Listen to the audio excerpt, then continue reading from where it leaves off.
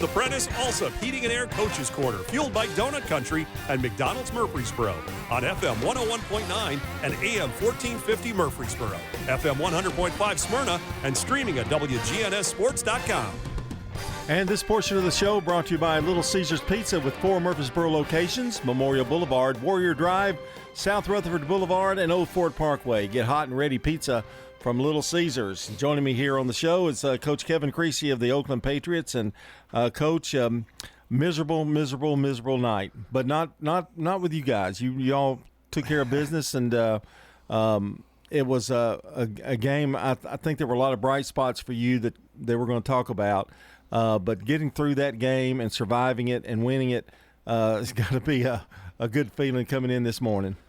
Yes, and a lot of that game was determined by the coin toss. You know what I mean? Right. Like, you want to see how to play in miserable conditions. We've been there. We've played in those conditions before. And played well last year in the playoffs against Riverdale in the rain, and then turn right back around and in the state championship not play well in a downpour. And it reminded me a lot of this state championship game. And to our guys' credit, all summer whenever it started raining, we didn't run to the indoor. We stayed outside and practiced in the rain, ruined some footballs, but that was kind of our I guess our coaching point this summer was we're not going to be a dome team. I don't think we're playing any games in the dome, so if it's not lightning or coming some kind of hailstorm, we're probably going to stay out of the indoor, and we did that. Like I said, ruined some footballs. Some coaches probably got their feelings hurt, but at the end of the day, I think it's a mindset that, we were able to, practice in the rain. And this week we, did the old wet ball drill where we, continue to throw water on the ball and to our guys' credit, it never hit the ground and able to throw with it and, able to hang on to it in practice. So it gave us confidence leading up to the game. And that experience of playing in games before in that kind of conditions obviously has to help. The experience that you have.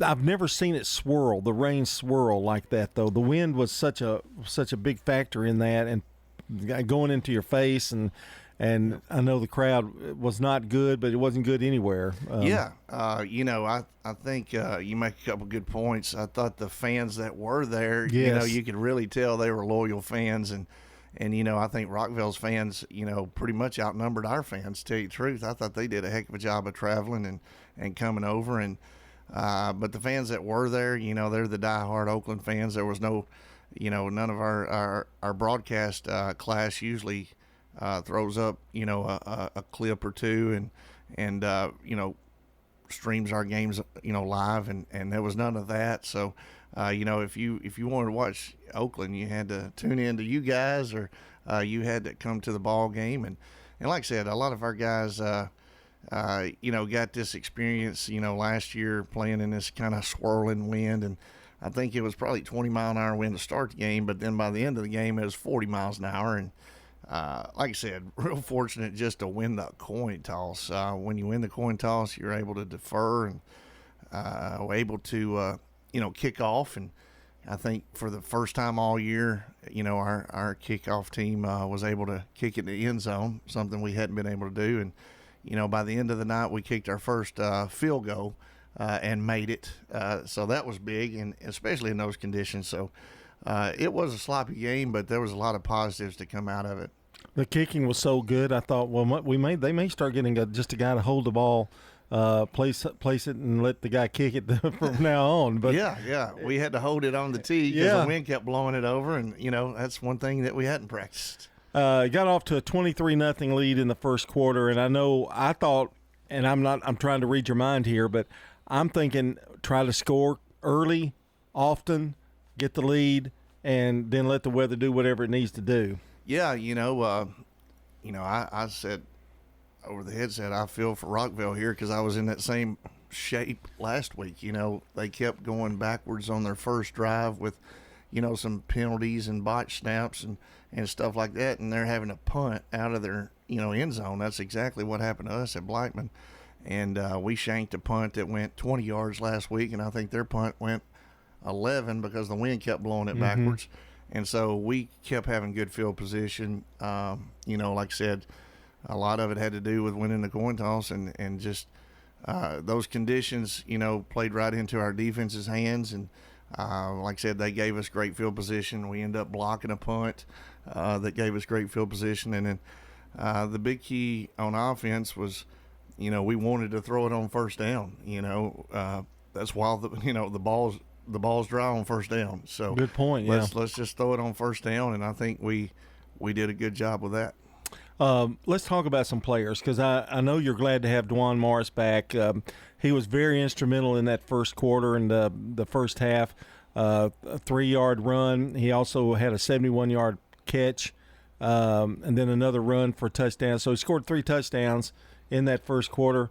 Always good to get him back. I know maybe not quite at full speed, but close enough.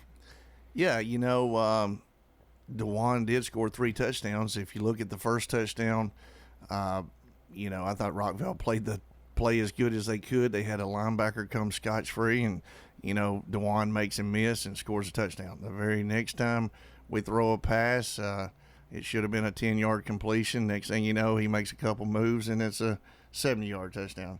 Third time, Rockville has a safety right down in the box. It's free, and, Dewan makes another move. And, that's, makes coaches look smart, but at the same time, he's making something out of nothing all three times. And so that's a credit to him, a credit to us for getting the right guy the ball. But it just shows you how much we've missed that guy over the last 5 weeks. So he's a playmaker and shows up big in big games.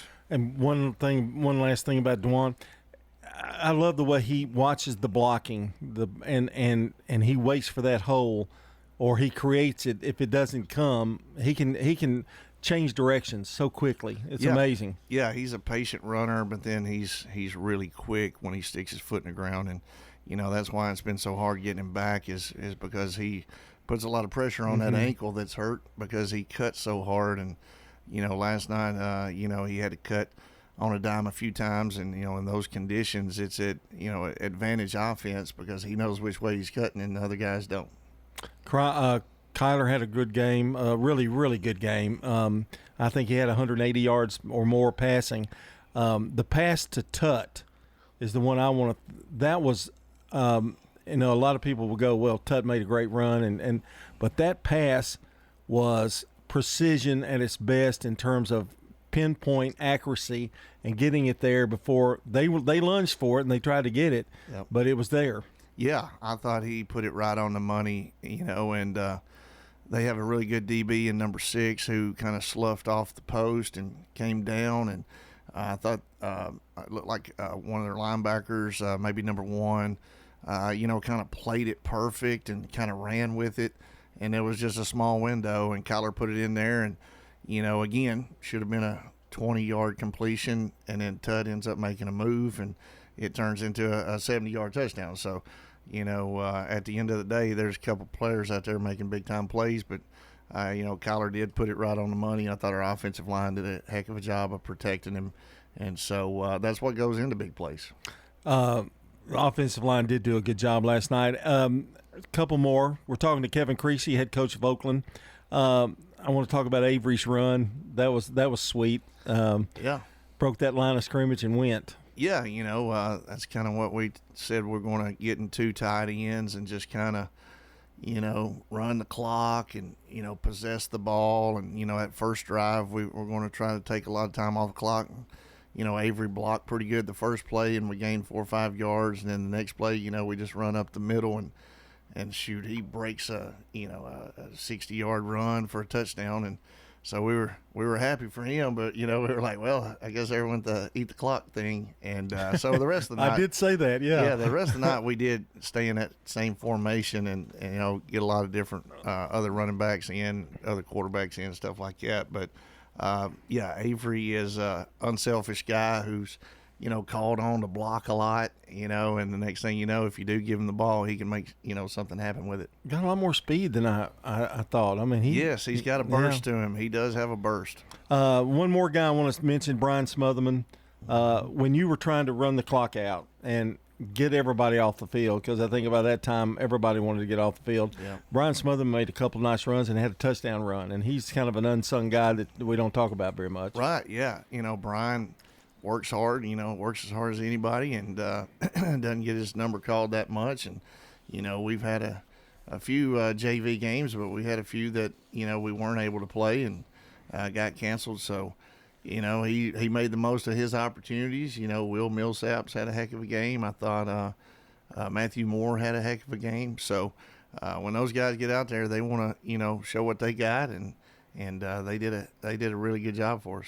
You guys looked really focused last night. It seemed like you got your game plan was let's get it done, and let's cut the turnovers down, and just you really looked. It was sharper last night, I thought. Yeah, I thought our guys came out focused, and we tried eliminating dumb penalties, and we tried making sure we didn't turn the ball over, and then like I said, we tried to clean some stuff up. Did a little less and focused a little more on what we're supposed to be doing, and I thought that helped us on both sides of the ball.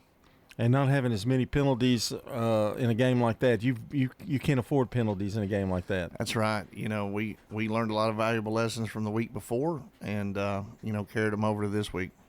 All right. Well, it's Siegel next week. Now that's Thursday, right? Yes, playing on Thursday at our place. I think it's senior night. We've had to move senior night a couple different times, and getting to recognize our seniors. Usually it's about 30 of them. This year's class is about 15 of them, but they've all been together for a long time, and want to make sure that we recognize them and their parents. And so come on out Thursday and help support these guys. 82 degrees at game time, sunny skies. Just want to tell you. Is that right? Yeah. Well, I've already looked at the forecast for you. I believe a weatherman about like I do some other guys around here. I got you, Coach. Coach, good luck next week, and a big win last night. Congratulations. Right. Appreciate it. That's Coach Kevin Creasy, the head coach of the Oakland Patriots. We've got more to come here on the Prentice Allsup Heating and Air Coach's Corner. This portion is brought to you by Prentice Allsup Heating and Air, family owned and operated since 1977. Get the best service with Prentice Allsup Heating and Air online at PrenticeAllsup.com. Stewart's Creek football next. Here's your Little Caesar slices and sticks, half Italian cheese sticks, half pepperoni pizza.